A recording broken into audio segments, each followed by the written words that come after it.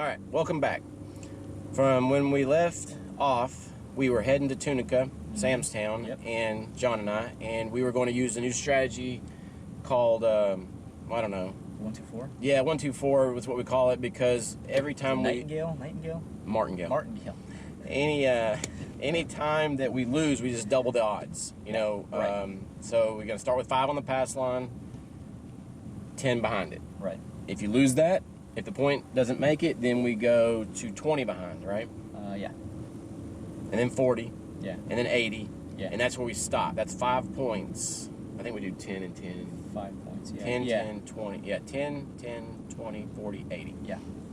Okay. In most cases. Most You cases, stop yeah, there, most cases. And so, anyway, so that's where we were going to use this trip, okay? So that trip is now ended, and we're now going to talk about if that strategy worked. Yeah. Talk about what our experience was with this strategy. Yeah, okay, so we went, the regular table wasn't open, so we had to go to a crapless table, which was $10 minimum, which threw us a little bit off because now you have to put $10 on the line. Right. It was a little bit more of an investment than being in the front end, but it was essentially the same strategy. You just basically have more line in the more money in the pass line. Right. Okay. So John was on one end, I was on the other, and you were throwing. Yeah, I was throwing, and with this particular throw or this particular turn, I ended up throwing a lot of numbers. I didn't hit a lot of points, I don't think, but I was throwing a lot of numbers. So I think you 7'd out, but you did get some. I got maybe 1 point. 1 point. 1 point, maybe. Yeah, 1 point. But anyway, I was using my strategy, and And there was 4 people in between me and you. So when you 7'd out, I think 3 other people didn't get points. It's kind of confusing, but we're trying to remember how it all went down because it was so much of a blur. But anyway, so the 5th point was on me. Remember, we had 80 behind it. Yeah. And I rolled, and we hit Right. the 5th point. Yeah. And that's when you cashed out. Right. Yeah. And so I cashed out after winning. The strategy worked, but it was obviously scary when you got $80 on the odds, Which is a huge payoff if you do hit it. Yeah. huge payoff. But it's definitely you have to have the chutzpah in order to do it. Is that the word? Yeah, I think that's probably it. Anyway, it's a very, very risky strategy that sometimes works, sometimes doesn't. You kind of just have to take it to go with the bad. Well, here's what happened. The next time we did it, we got on another table, the $5 table, and it didn't work. The 5th point, we had 80 behind it, and the point was a 4. Yeah. And the person established the 4 and then 7'd out immediately, so it was very anticlimactic, and we lost 80. Right. On top of the loss of the 40, on top of the loss of the 20, on top of the loss of the 10, on top of the loss of the other 10. Yeah. The 6th point hit. We did not bet on that. Right. If we would have gone, we'd have had to go on 160, and we didn't have the money for that. So it didn't work. So then I abandoned.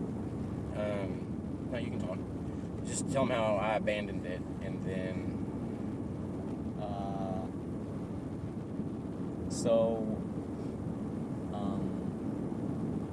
I don't know if you want to post this. It's like. No. I'm just typing in where we're going. I know. People are gonna be like, "What are you doing with your phone while you're driving?" People are gonna be. It's not illegal in Mississippi. What? Just for our own safety, I was thinking. That's what I was concerned about. Oh well, I never concerned. Yeah. With that. Okay. So anyway, back to the point at hand. Back to the strategy where we're losing tons of money. So anyway, we lost. I abandoned it. Yeah. We lost. Yeah. So you abandoned it. I abandoned it too because I lost all my money, and I basically just called that one a loss, and it hit the next point. So the next time that the next point, we stuck around and waited, and it hit, and that was the 6th time. Yeah. And so it just goes to show you that if you have the bankroll, you can actually make it work. But if you only have like $200, like we had that time, it's difficult to continue. Yeah, we always start with 200, and that should cover us for 5 rolls. Yeah. It could be over really quick, but that's got to be a really cold table to get 5 non-points in a row. Right. And it happened, and I was like, "Damn, I didn't think it would happen that fast," but it did. Mostly, it's no point, then hit a point, no point, hit points 2 times, whatever. So it's just back and forth. But this particular time it did fail. Yeah. Okay, so that was 2 times for me, 1 win, 1 loss, and then John continues it. Right. Not the same trip though. This is another trip we did on bubble craps. Yes. Oh no, hold on.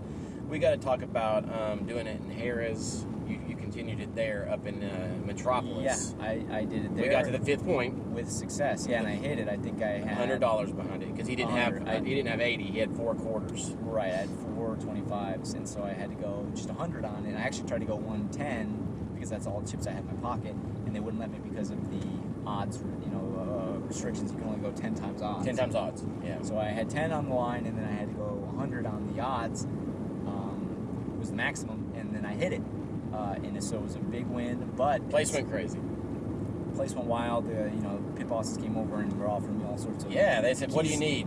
Keys to the kingdom of John. Whatever I could use a beer. Yeah, I didn't know what to ask for. He said, "What can I get you anything?" I didn't know what he meant. Should so have I asked just for panicked. And he gave me a free favor, whatever. So it ended up working there. So that was okay. So that's 2 wins, 1 loss. Right. Okay, now brings us to last night at Samstown. Yeah. And Tunica. Yeah. Got to the 5th point again. Yeah. Lost. No. He lost the 5th point, but just happened to have some bankroll to cover 160. So he had lost the 80 on himself. He was rolling for himself. I rolled it and I lost. I 7'd out immediately. Right. And then, yes. And then I thought, what the heck? Might as well go for it. I happen to have the money. Yeah. But I argued with him because I said, dude, don't put that stress on me because if I make you lose 100, and he had 10 on the line, 160 behind us. If I roll and I roll a 7 out and you lose 170, how bad I'm going to feel for the whole next, weekend of the trip. And he said, no, you've got this. You can do it. I was like, yeah. And I didn't want that kind of stress. I just wanted to have fun, and I was so scared. Right. And so I hate fun. I just like stress. So I rolled a 10. That was my point. Yeah. So the point was 10, and I thought, you know what? And I even argued, said, don't put 160, just put 80 or 50 or 40 or something behind it. I said, do not put 160 behind on a 10 because that's so hard for me to roll. Right. Anyway, long story short, he threw the 10, actually immediately. Back to back. Next roll, 10, and I won. We ended up looking at it, and it was, 320. Mm-hmm. You win. No, you from 160, 160. Is that? Right, that's, yeah. No, 320. I was not counting the 160 I put down. We won 320 in profit for that particular roll. But I had to make up all the what I lost originally. And I rolled a 7 the next roll. Yeah, so I think we calculated to be you're actually up 140 at that point based on what you've lost up until that point. So I was up 140. So it worked. It worked. So that was on the 6th roll. Yeah. So as long as you have the bankroll to go to the 6th roll, then you should be in good shape. And the reason he had that over 200 was because we hit a lot of points prior to that, and he just had it all in his pocket. Right. So, and I came to the table, I think, with 300. I came to the table with 300, so I actually had more than I usually have, because I usually go with 200 in, but I came with 300 that time, so I had a little bit extra. Sorry if this is all confusing, but it was really exciting, and he won all his money back. So basically, the whole strategy worked. So that worked. Just so what is that? 3-1 based on it's 4 to 1, 4 to 1 now because Harris. Yeah. So now it's 4-1. Okay, now brings us to one last point, and then we're going to call it a day. Yeah.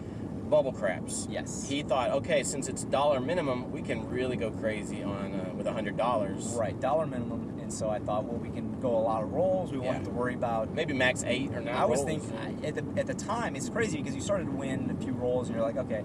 I was thinking about like increasing the odds even on the first roll because I thought I had the bankroll to cover it. I put $100 in the bubble craps, and I was thinking, this is going to take forever to build up to a sizable income.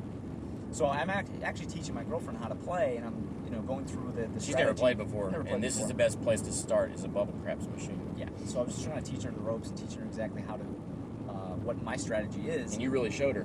And I showed her how it works. In many ways the good and the bad of this strategy, because I think we counted 7 or 8 straight 7 outs, non-points in a row. And the thing with bubble craps... and a few craps rolls on the opening roll. And the thing with bubble craps, which makes this strategy even worse, is that you only have 2 times odds. So I had to put a bundle on the pass line just to get just to be able to make up all the bets. So I ended up losing 200 this time because I ended up having to try to make up the money that I was losing, and one thing led to another, and I had to pull money out of my pocket. It got ugly. You only have 20 seconds to do this too. I've never seen somebody. I don't think my girlfriend would probably look at me the same way again after that because of how humiliated it was to lose that many rolls in a row. and it will probably go down in history as one moment she thinks back on as to that one time that John completely just folded like a cheap, suit, and after telling me how you were kind of panicking. I was told afterwards that I looked like I was panicking. I felt cool, calm. He couldn't get $20 out of his pocket fast enough to put it in the machine to get the 20 seconds to get the back. He had to back up. What was it, 140? How much were you backing up? 70 on the line. It became a blur. I was just trying to stop the bleeding, is what I said to my girlfriend. So anyway, stop the bleeding because eighth point, he had 70 on the line, 70 behind it. 70 on the line, 70 on the. And I forget what the point was. I think it was a 6. Yeah, it was a 6. And so I hit it just to kind of get out, and then I took everything down, and then I walked out into the 300 after putting 500 in. So he did lose. So now that's 4 wins, 2 losses. Right. Yeah. But he should have stopped. My theory is you should have stopped at the exact moment that you didn't hit the 5th point. Yeah. And just take the loss. Right. Which would it have equaled out, I wonder, if you would have just walked away with a loss of 200. Yeah. Which is what you ended up losing anyway. But you did get something back, so you did save grace, as in saying the strategy does work if you have enough bankroll. Yeah, if you keep on betting, then you can't lose. But I ended up running out of money just to cover this. I only had $500 in my pocket. So anyway, it was. Yeah, I think we have to count this as a loss for the strategy. So it's 4-2 at this point. 4-2. 4 wins and 2 losses. But now we're going to try it one more time on a live table. It's a little different than Bubble Crabs because we always feel like it could be possibly rigged, but you never know. Yeah, Bubble Crabs is a little weird. They have weird rolls sometimes. It bounces and then you feel like you're never getting a fair shake. Yeah. So anyway, we want humans. Yeah, to be able to beat us instead of machines. Well, anyway, we're here now at First Jackpot Casino in Tunica. Address 1450 Jackpot Boulevard, Robinsonville, Mississippi 3738664. All right, so this concludes our update on if that strategy works. Anything else to say? No, just gotta take the ups of the downs. Keep your head up. Keep your head up. You win some, you lose some. That's life. That's life. Win some, lose some. You just gotta get Maybe back. that should be the name of the podcast. What was the name of the podcast before? I think we named it something else. Life. Students of the game. Yeah, I think students of the game. Yeah, because we don't know really a lot of times. We're just trying to learn. Yeah, just trying to learn. All right, talk to you guys later. Thanks for watching. Bye.